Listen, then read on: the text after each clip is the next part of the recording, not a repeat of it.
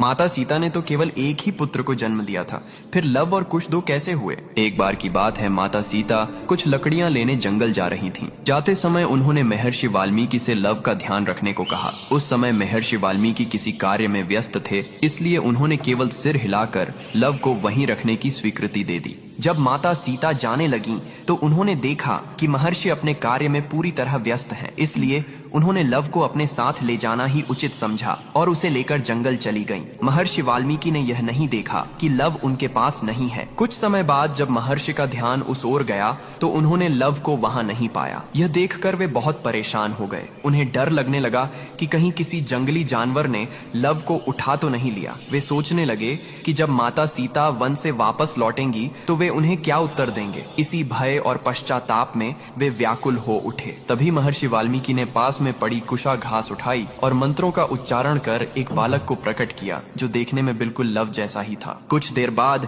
जब माता सीता वन से लौट कर आईं, तो महर्षि ने देखा कि उनके हाथ में लव पहले से ही मौजूद है। यह देखकर वे आश्चर्यचकित रह गए, लेकिन माता सीता उस दूसरे बालक को देखकर अत्यंत प्रसन्न हुई, क्योंकि वह बालक कुशा से उत्पन्न हुआ था, इसलिए उसका नाम कुश रखा गया।